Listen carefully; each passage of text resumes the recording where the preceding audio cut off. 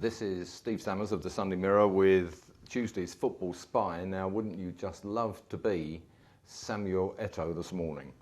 What a decision he has to make. You can stay at the European champions in the delightful city of Barcelona with a free transfer at the end of the season, or move to, well, let's call them the less glamorous surrounds of Manchester with the consolation of a staggering £180,000 a week clear.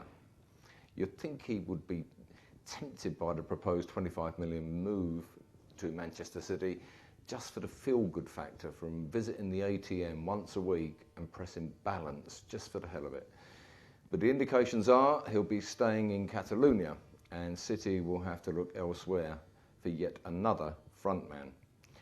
Goalkeeper Shay Given can breathe a sigh of relief today, however, because City are still pursuing Arsenal's Kolo Touré in a proposed £13 million move. Karim Benzema of Lyon has a similar dilemma to that of Eto'o. Manchester United want the striker, and Arsenal manager Arsene Wenger has identified him as the man that may tempt him to change the habits of a lifetime and spend big money. Benzema, however, is wavering. The £30 million rated striker wants to stay at Lyon for one more season to ensure his fitness and freshness for the World Cup. And while on matters Arsenal, it will be worth monitoring any activity concerning Emmanuel Adebayor. Every summer, the Togo striker is at the centre of a will he go, will he stay scenario. Well, it may be now Wenger's just had enough. The Arsenal manager wants it all sorted out as soon as possible, and if either AC Milan or Inter Milan offer £30 million, Adebayor could be on his way. His replacement? Well, if Benzema can't be lured away, then Wenger may revert to type, that is buying young players with potential at bargain prices. He's had Marcus Berg of Sweden watched, and the Groningen striker, who's also attracted the attention of Everton, did his cause no harm at all with his performances in the UEFA Under-21 tournament, which came to such a disastrous end for England last night. And we should all hope this morning that the Germans don't decide to take up cricket after their performance last night when England were thrashed 4-0. But competition for Arsenal for Berg will come from North London rivals Tottenham. And manager Harry Redknapp is trying to generate cash from moving out several high-profile members of his first-team squad. Darren Bent, Tom Huddleston and David Bentley are among them. Now, one of his primary targets is Ashley Young of Aston Villa, and either Huddleston or Bentley could be used in part exchange to get the England winger.